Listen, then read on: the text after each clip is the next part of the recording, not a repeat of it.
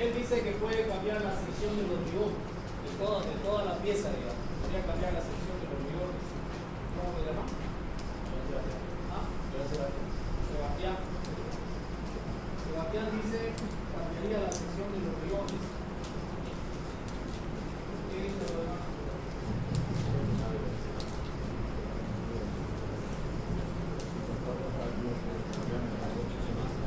Tal vez no sería mala idea cambiar la sección del hormigón, pero no significa plata, digamos. No todo se hace más caro, digamos.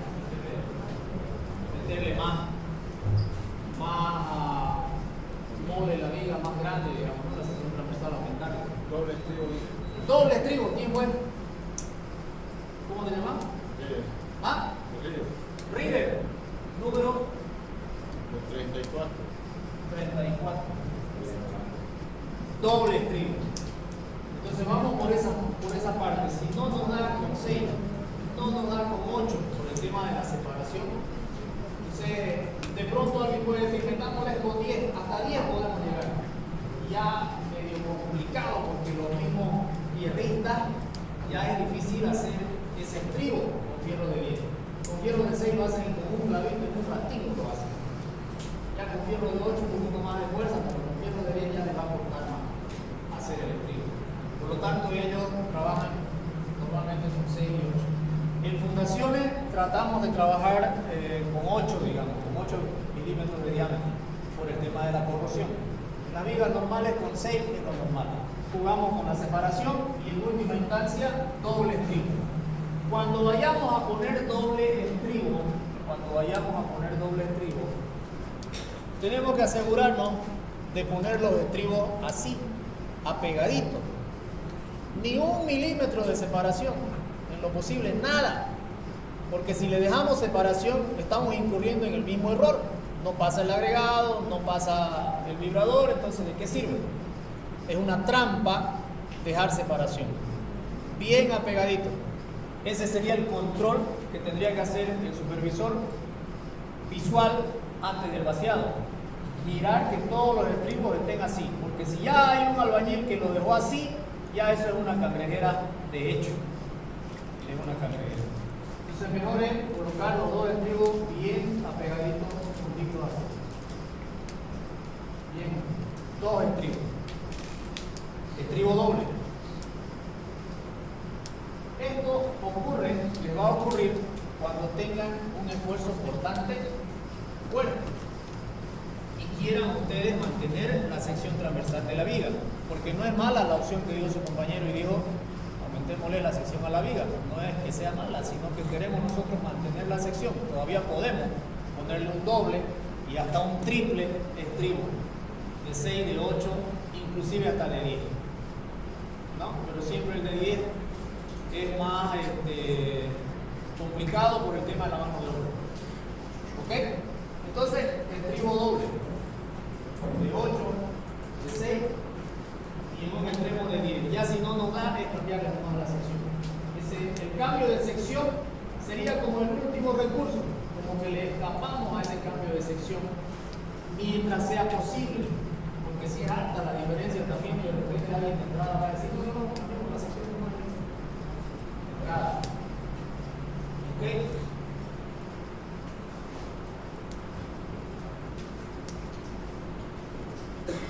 La armadura longitudinal en torsión deberá ser repartida lo más uniformemente posible alrededor del perímetro. Eso es importante también. Es decir, tanto en viga y más todavía en columna, se debe de tratar de distribuir la armadura de manera simétrica en todas las caras, en las columnas, en todas las caras. Pero en el tema de las vigas, debemos de distribuir de manera simétrica todos estos fierros de acá. Si yo tengo que cargar 2 fierros de 16 y un fierro de 10, por decir algo, yo colocaré los 2 fierros de 16 en los extremos y un fierro de 10 justamente en el centro. No voy a colocar un fierro de 16 al un lado, otro fierro de 16 al medio y un fierro de 10 al extremo. extremo. Eso no se hace. ¿Por qué? Uno de los factores más importantes es la resistencia en sí del bloque, porque ya cuando tenemos un hormigón armado, ya se analiza como si fuera un material creado, si se puede decir, no separado. Y entonces este material tiene un momento de inercia resistente. Si nosotros nos vamos a rigidizar, si se puede decir, con armaduras a un lado del elemento, estamos debilitando el otro lado. Básicamente así funciona. El momento de inercia va a cambiar, ya no va a ser el mismo. Estamos cambiándole su momento de inercia, haciéndolo más fuerte a este lado y más débil al otro lado. Entonces, ya debemos de saber de que las armaduras deben de colocarse de manera simétrica, siempre. Entonces yo tendré dos fierros de 16 y un fierro de 10. Ahí. Si tengo más variedad, tengo más cantidad de fierro, en la armadura longitudinal también se adapta ese principio que acabamos de hablar sobre la separación de los fierros. ¿Ya? Si tengo mucho fierro, es preferible ponerlo bien apegadito. Si no me va a entrar, pongo bien apegadito y dejo un espacio adecuado para que entre la vibradora, para que entre el agregado, para que entre todo. ¿Okay? Y si puedo dejarle espacio y me queda bien dejar 5 centímetros entre barra y barra, bien, entonces lo dejo los 5 centímetros entre barra y barra. ¿No? En algunas situaciones, si hay demasiado fierro, yo coloco camadas arriba. 2 hasta 3 camadas se pueden colocar arriba. Cuando yo decido colocar camadas de fierro, una camada, 2 camadas, 3 camadas de fierro, debo de tener en cuenta que tengo que volver para atrás y verificar nuevamente el tema de la fisuración y los demás elementos de la deformación y demás. ¿Por qué? Porque cuando usted adopta un fierro y dice, yo creo que va a funcionar con 2 fierros de 16, no sé qué, y calcula, y no le da, tiene que aumentar. Al aumentar las camadas, su centro de masa se va desplazando. Esta viga con una camada de fierro, su centro de masa seguramente va a estar por acá, un poquito por debajo del centro de gravedad de la mitad de este fierro va a estar, y más arriba que la del otro, ahí. Pero si yo le coloco otra camada, el centro de masa se va a ir desplazando hacia arriba. Si le pongo una más, el centro de masa va a seguir subiendo un poquito más.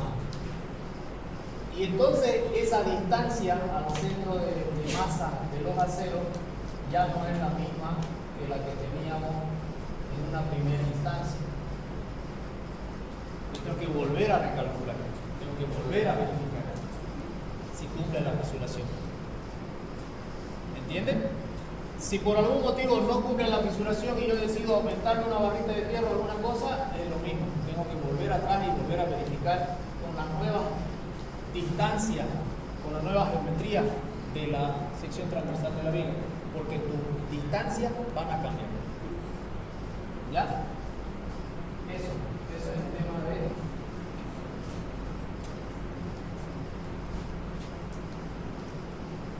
de la distribución homogénea de la paga alrededor de la viga. Cuando es columna es más complicado porque la columna se mueve. La columna se mueve. Y no sabemos si la columna se va a mover de izquierda a derecha o se va a mover de adelante para atrás. No sabemos. Por lo tanto, es que todas las caras de la columna deben tener la misma armadura. Exactamente la misma por cara. En esta cara yo debo de agarrar la armadura y sumar, no sé, 15 centímetros cuadrados. De acuerdo, esta otra también tiene que tener 15 centímetros cuadrados. Y esta de acá tiene que tener 15 centímetros. Y la de atrás también 15 centímetros cuadrados. Pero no sabemos si el viento va a venir, en qué dirección va a venir. Y si con esos 15 centímetros cuadrados nos satisface el esfuerzo del viento y demás, entonces ese valor. ¿Se entiende? Así se diseñan las columnas.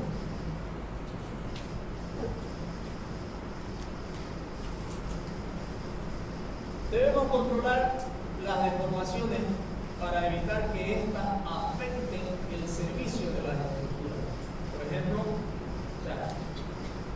flechas excesivas debido a la gran deformabilidad de la estructura. Esto puede ocurrir en piezas esbeltas. Flechas excesivas debido a la gran deformabilidad de la estructura. Entonces, si en el cálculo nos salió que no se cae, eso es dado en el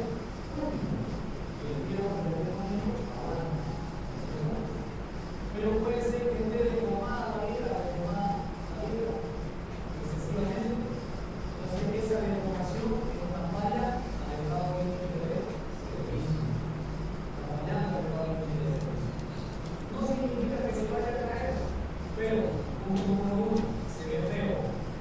Punto número 2, al tener una deformación muy elevada, va a aparecer fisura en el dolor. Porque la deformación genera tensiones en las partículas de dolor, tensiones de tracción en la parte inferior. Si la viga está muy deformada, toda esta cara inferior de la viga va a estar sometida a tensiones de tracción y la tracción y los riñones no la soportan. Por lo tanto, se va a arrancar, se va a fisurar un montón de fisuras que van a generar el paso de agua, el paso de oxígeno y por ende la oxidación del acero. Por lo tanto, no debemos de permitir las flechas excesivas. ¿No? Y esto ocurre cuando la pieza es muy esbelta. Entonces, si no nos cumple a la deformación, tenemos que aumentar la sección atravesada de la misma. ¿No? ¿Qué otro problema nos trae eso? La deformación excesiva. Básicamente esos son los problemas más importantes. Se ve feo, pero ese es limitando que se vea feo, porque se va a fisurar y va a entrar nuevamente adhesivo y lo va a poder acero. Y nuestra vida útil de la vida va a disminuir, que haber estado diseñada para 100 años, puede traerse de 20 años, 30 años, 50 años. O sea, es un poco más plata. Podríamos hacer 2 meses de fisurar de uno. ¿Entienden? Entonces, fíjense acá. Fisura en tabiques o elementos soportados por la estructura como consecuencia de un exceso de la deformación. Ese es otro problema, la deformación excesiva.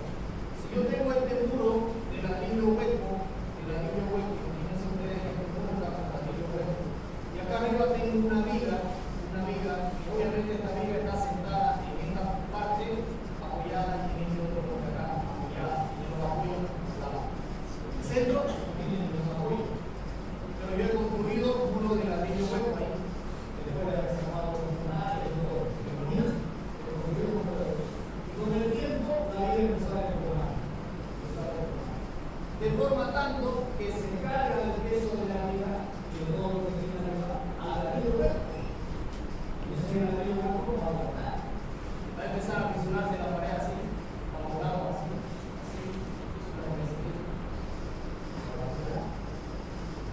si tenemos una ventana cerca, esa fisura va a empezar de la esquina de la ventana hasta donde está la viga. En otra esquina igual hasta donde está la viga. Y ahí vamos a tener que entender desde que la viga se estará deformando, lo va a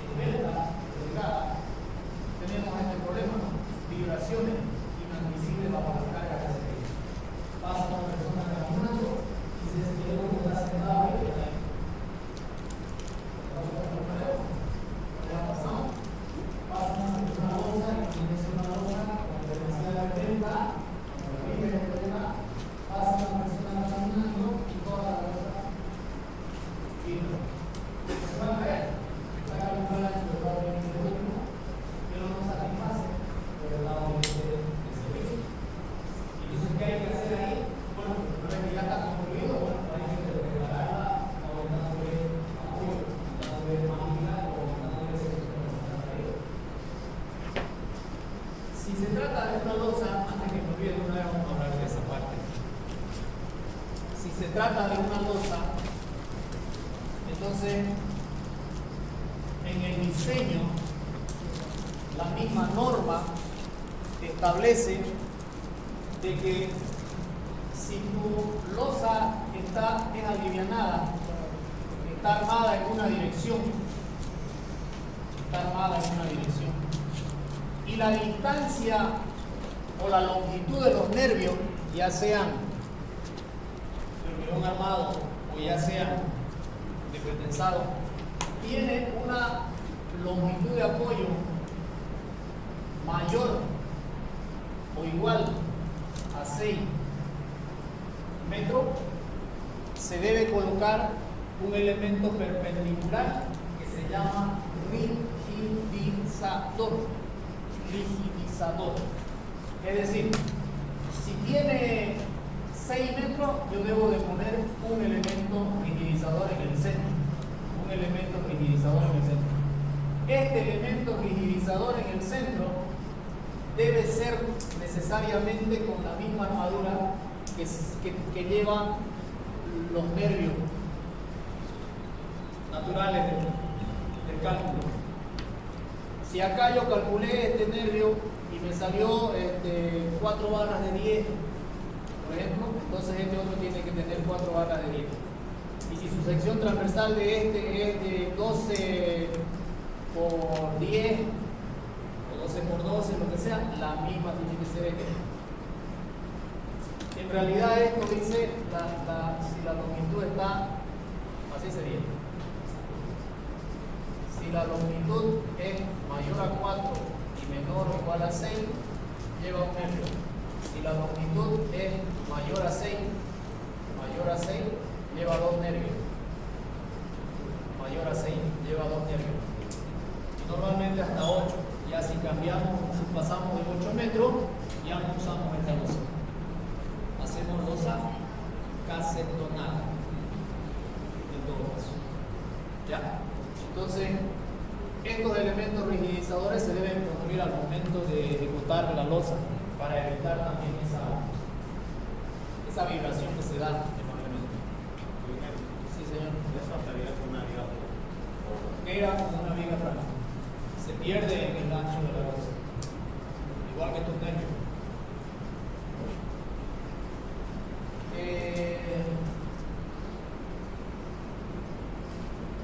La deformación excesiva en vigas y losas puede comprometer a los elementos que se apoyan en ellos, como los muros, pisos, silofalsos y otros, lo que habíamos dicho. Los elementos principales se pueden fusionar, se pueden partir, se pueden deteriorar mucho más rápido.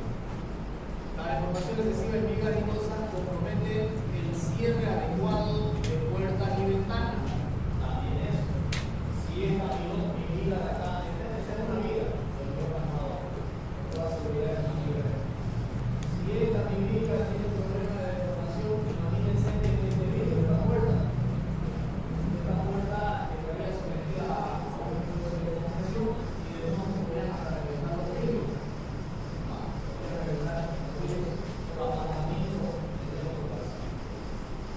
A eso se refiere ese punto. Pueden perjudicar las puertas y las ventanas. La deformación a largo plazo se debe a los fenómenos de refracción e influencia del hormigón, la modificación del hormigón. Esa deformación es a largo plazo. En el tema de deformaciones, básicamente hay dos tipos. Una que son instantáneas, a corto plazo, y la otra que son a largo plazo. Debido a los cargos, las diferidas se llaman. Para reducir las deformaciones en viga, se debe aumentar la altura de la sección transversal. ¿Hay alguna pregunta? Debe aumentar la altura de la sección transversal. La deformación orbital es aumentando más la sección transversal. La altura de la sección transversal. Con eso vamos resolviendo el problema de la deformación. Si no nos cumple la deformación, aumentamos la altura de la sección transversal. Si no nos cumple la fisuración, podemos cambiar el clima de la armadura. Las contraflechas se dan en vigas, entre comillas, medianas a grandes. Entonces, ¿cómo hacemos eso? diseñamos nosotros y la hacemos construir de esa manera. Una viga de esta longitud, por ejemplo, esta viga debe tener ¿cuántos metros? Unos 12 metros debe tener. Si su apoyo está acá y su apoyo está allá, debe tener unos 12 metros. Entonces ese tipo de viga, lo que hacemos nosotros es, ya tengo el cálculo, ya lo tengo a los grados límites últimos, ya conozco el fierro, ya conozco la sección transversal de la viga, conozco todo. Le hago el estudio de la flecha. Voy a calcular la flecha, a esa viga voy a calcularle la flecha. Y voy a hacerle los cambios a la viga hasta que la flecha me cumpla. Si me dice la fórmula que la flecha de esa viga no debe pasar de 2 centímetros, entonces yo le hago los cambios a la viga para que su flecha calculada con sus datos propios de ella sean menor a 2 centímetros. Y además de eso, cuando estoy yo construyendo esa viga, lo que hago es dar la instrucción de que esa viga tenga una contraflecha.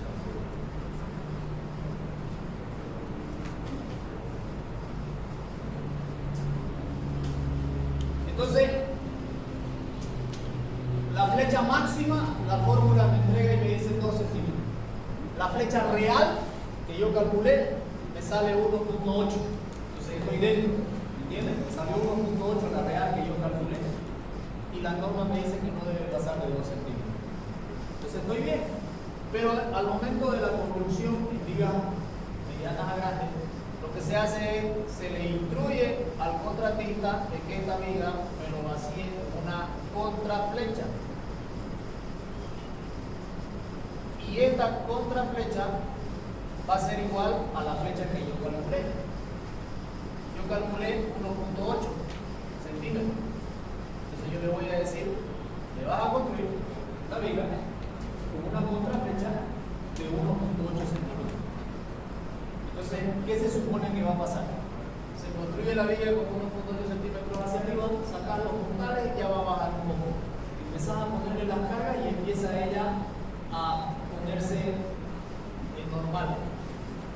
Y finalmente, si el cálculo te dio que esa flecha iba a ser 1.8, al cabo de los 3 años, esa viga está horizontal, porque termina bajando ese 1.8 centímetros de flecha que te había salido en el cálculo.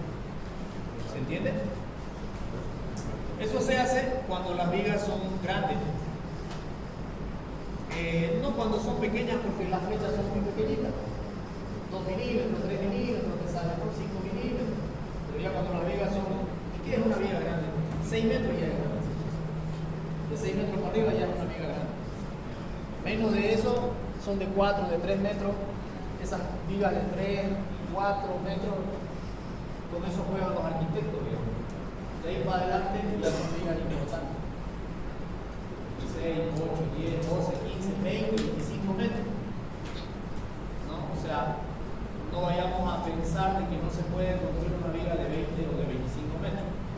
Una vez me pasó eso con un arquitecto que iba a construir en un garaje, si mal no recuerdo, era una viga que tenía 9 metros y le puso columna, eran 1, 2, 3, 4 columnas. Y debajo de esa columna era su patio, su galería de la casa, era un garaje. Tenían que entrar los autos a parquear ahí y estaban las columnas así sembradas. Y yo le digo al dueño, le digo, no necesitamos estas columnas. Yo voy a calcular la viga y esto me va a poner en los extremos. Y la arquitecta se asustó de esa situación y vino a la obra, que cómo le van a sacar las columnas, que no sé qué, no sé cuál. Y me preguntó a mí, ¿acaso se puede? Me dijo la arquitecta, calcular una viga de 9 metros. Yo he puesto viga de 25 metros. Le digo, no vas a poder poner una viga de 9 metros, digamos. O sea, es un chiste.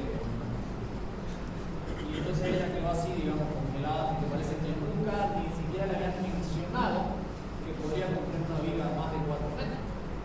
Por eso digo, esas viguitas de 4 son para los arquitectos. Las vigas de puente, yo construyo puentes de 25 metros. Tiene 25 metros de largo. Eso es cuestión de calcularlo, ¿no? Ahora, de que te salga a la altura 1,20 m por 40, esa es otra cosa, digamos. Esa viga de 25 metros que ofrecen esos puente, me salía 1,20 de alto por 40 de ancho. Y eran dos, pero era para carga. Vehículos, camiones, los campos con carga. Y van de doble eje, ni siquiera van los trailers que llevan 4 o 5 ejes. Solamente delantero y trasero, nada, que son las más agresivas. La carga de un camión de un solo eje trasero es más agresiva que la carga de un camión que tiene 2 o 3 ejes traseros. Pero ahí no entraba un camión tan grande porque el camino era tan complicado que iban solo estos camiones de un eje trasero.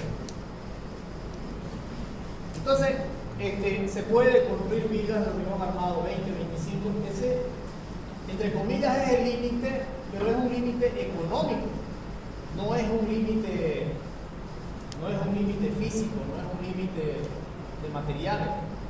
Se puede construir más grande, pero el problema está ya que el hormigón pretensado o el hormigón potensado te sale más barato a partir de los 20, 22 metros, ya te sale más barato aplicar esa tecnología que seguir metiéndole con hormigón armado. Entonces, por eso es que las vigas de hormigón armado están en ese rango, 20, 25 metros de largo máximo, por la parte económica, no así por la parte física, de funcionalidad, de resistencia. ¿Ya?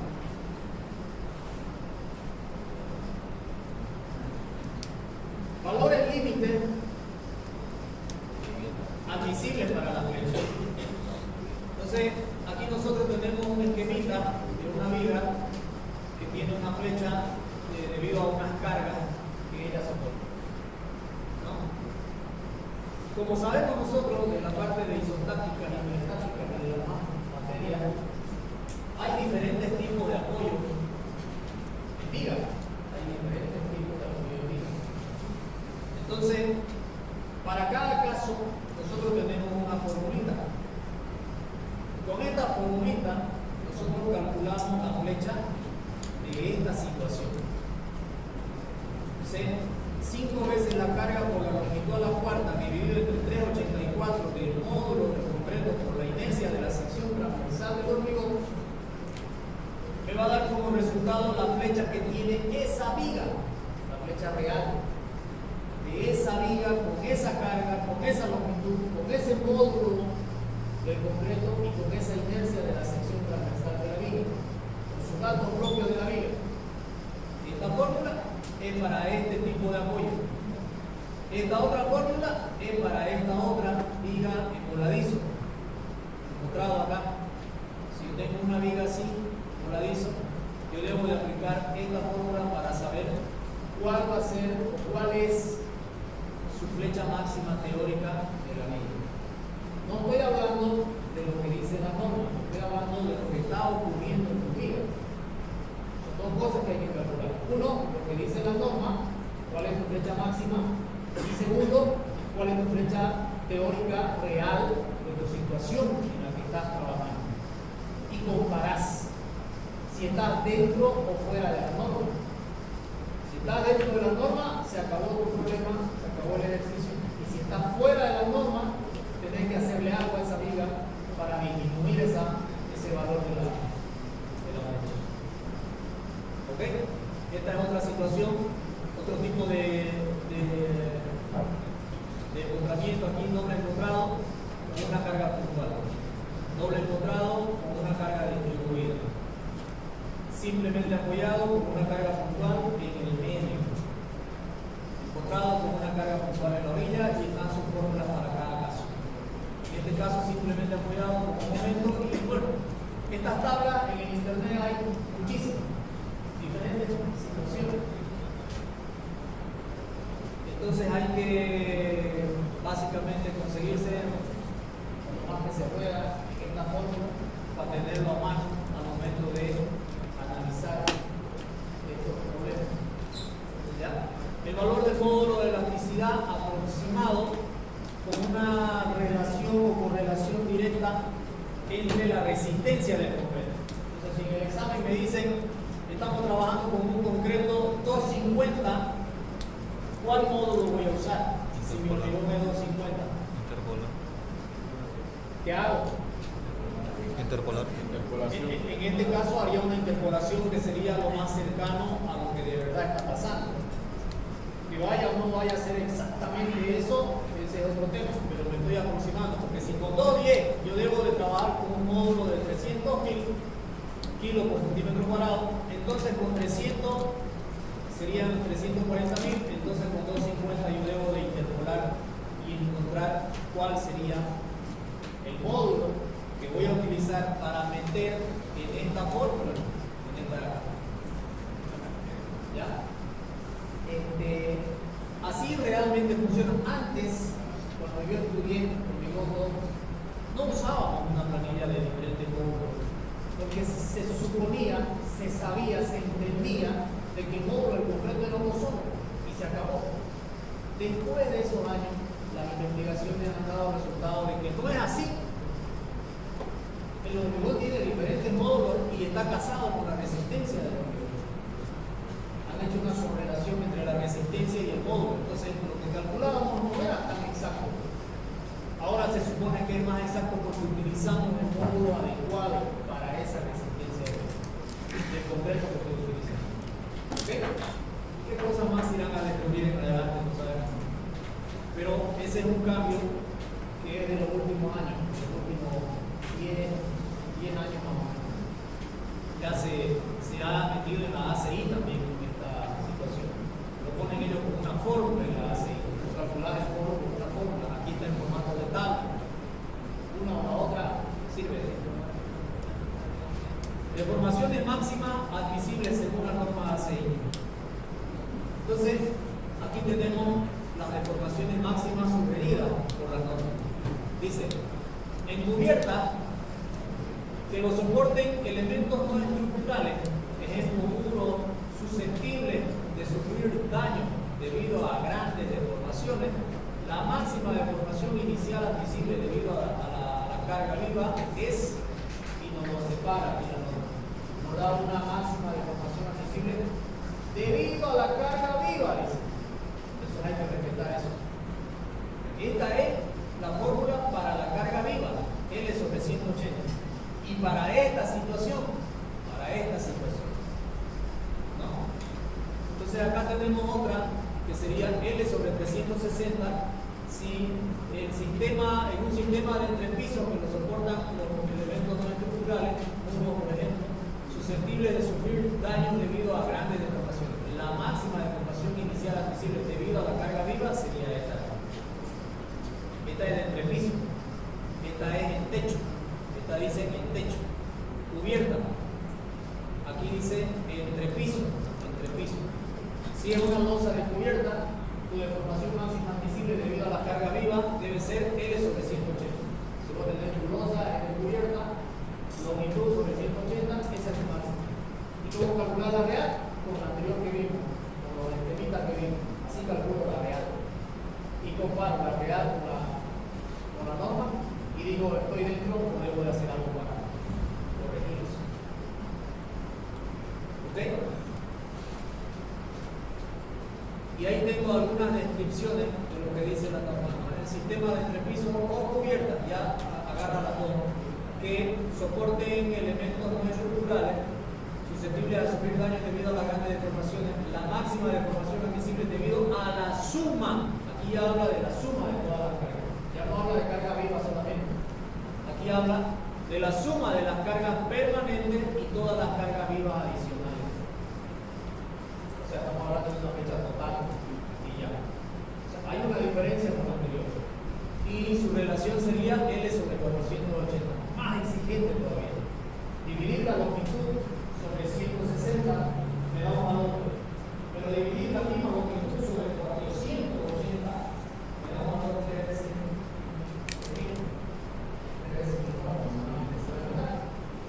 ¿Sí o no? Ya, entonces ahí tenemos eso, tenemos otra relación ahí. Acá tenemos una fórmula que nos ilustra la flecha total. La flecha total dice será igual, la deformación total será igual a la deformación debido a la carga viva que realmente actúa como carga viva. Esta es la deformación Rho sub L asterisco, que habla de la carga viva que realmente actúa como carga viva. Porque resulta que hay carga viva que actúa como carga muerta. ¿Cuál sería? Por eso dice ahí, debido a la carga viva que realmente actúa como carga viva. ¿Cuál es la carga viva que realmente actúa como carga viva? Nosotros. Está atento el muchacho. Parece que quiere aprobar. Nosotros somos la carga viva que actuamos como carga viva, porque entramos, salimos, estamos 1 hora, media hora, 2 horas. Esa es la carga viva real. ¿Y cuál sería la carga viva que actúa como carga muerta, digamos? O al revés, la carga muerta que actúa como carga viva. Los muebles. Estos muebles, específicamente estos, son carga muerta, entre comillas. Porque llegado un momento, la señora de limpieza viene y lo saca todingo. Entonces no había sido carga muerta. ¿Se dan cuenta? Es una carga muerta que actúa como carga viva. Los muebles. Estos muebles. Porque hay otros equipos que no va a venir la de limpieza y lo va a sacar, un tomógrafo, decíamos lo que lo ve. Si tenemos una sala, un tomógrafo, esa es la carga muerta, digamos. No va a entrar y va a salir cada que le dé la gana a alguien. Saldrá una vez cada 10 años, no sé, para cambiarlo y inmediatamente se pone la otra carga muerta. Ese no es una carga muerta que actúa como carga viva. Entonces, este punto de acá se refiere a eso. Deformación debido a la carga viva que realmente actúa como carga viva. Esa es la deformación debido a la carga viva.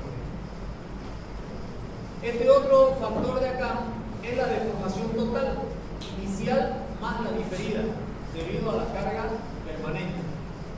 Hay una deformación inicial más la diferida, pero debido a la carga permanente. Ese valor se lo simboliza con este factor de acá. Lambda por Rho sub T. El otro vendría a ser este, que es la deformación total, inicial y diferida debido a la carga viva que actúa como permanente. Debido a la carga viva que actúa como permanente. Cuando yo sumo este,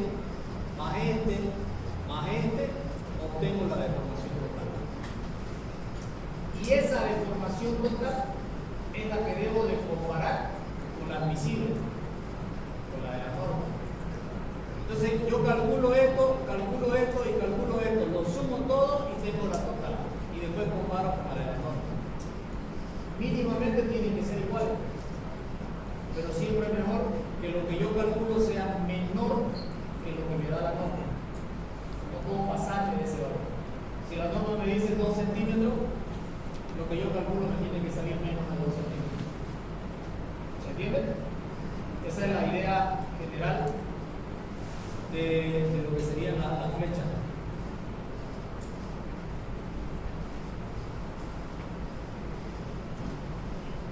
Más adelante vamos a ver, ya aquí empezamos a ver las ecuaciones. Para tomar en cuenta la fisuración del hormigón en el cálculo de las deformaciones iniciales e inmediatas, el momento de inercia de la sección transversal, llamado momento de inercia efectivo de la viga, se calcula mediante esta fórmula. Esta es la fórmula que nos permite encontrar el momento de inercia efectivo. ¿Ya? Y aquí tenemos algunos elementos, como el momento de inercia crítico de la sección fisurada, el momento crítico, el momento característico. Estos son los momentos que calculamos nosotros en una viga, estática, cualquiera. Otra vez aquí el momento de inercia crítico y el momento baricéntrico, el I sub 0, que es el momento baricéntrico. Ese I sub 0 es el momento de inercia baricéntrico de la sección circunfleja. En vigas que no vayan a soportar tabique o muro, el valor máximo de la flecha admisible es L sobre 300. Ese es el valor máximo de la flecha admisible. Vigas que no soportan tabique.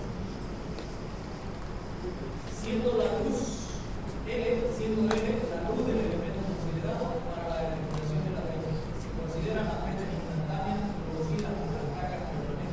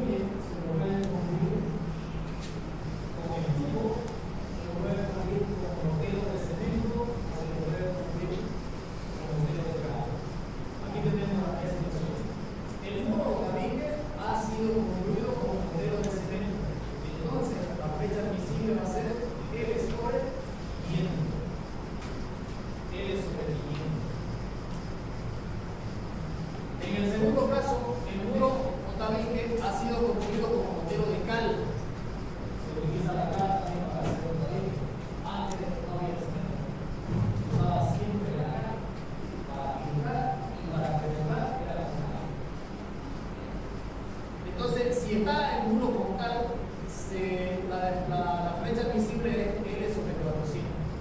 ¿Cuál es más pequeña? La flecha. ¿El caso 1 o el caso 2?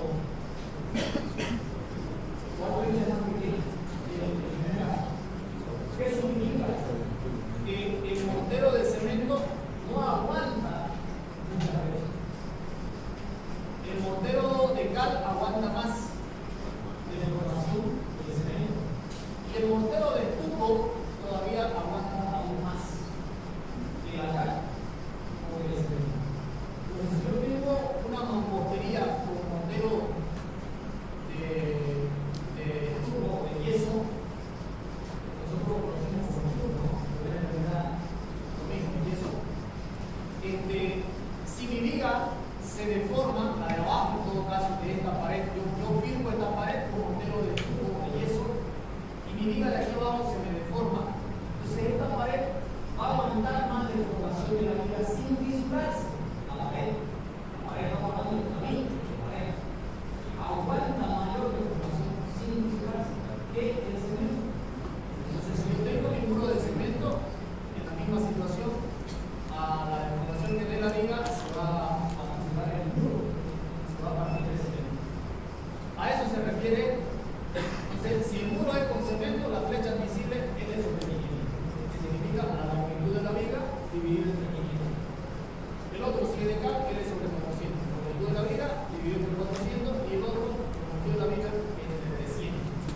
Esas son los parámetros. En estos casos, la flecha que debe considerarse es la producida desde el momento en que se construye el muro o tabique. Por consiguiente, se determina sumando los dos términos siguientes: flecha diferida provocada por cargas permanentes y flecha instantánea provocada por la carga variable. La suma de estas dos se conoce como flecha activa. La suma de esas dos se conoce como flecha activa. Y ese sería el esquema de esa situación. ¿Okay? La flecha diferida por cargas permanentes a la flecha instantánea por carga variable. La instantánea es la sub 0 y la diferida es la sub t. La suma de esas dos es la flecha total, la flecha activa. Eso es. Resulta de que la flecha instantánea se calcula en dos también. Hay una flecha instantánea debido a G, que es la carga muerta, y hay una flecha instantánea debido a P, que es la carga viva. Son dos flechas. Una debido a la carga muerta y otra debido a la carga viva, pero ambas son instantáneas. En cambio, la diferida es diferente. Se calcula la diferida solamente debido a la carga muerta. La diferida no aparece debido a la carga viva. La diferida aparece solamente debido a la carga muerta. Como dice acá, la flecha diferida depende solamente de la carga muerta. ¿Ya?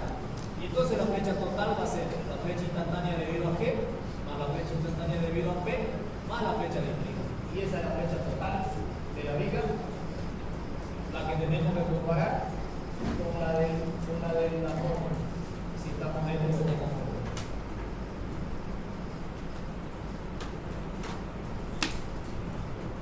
Y aquí entramos a ver el tema del control de la deformación.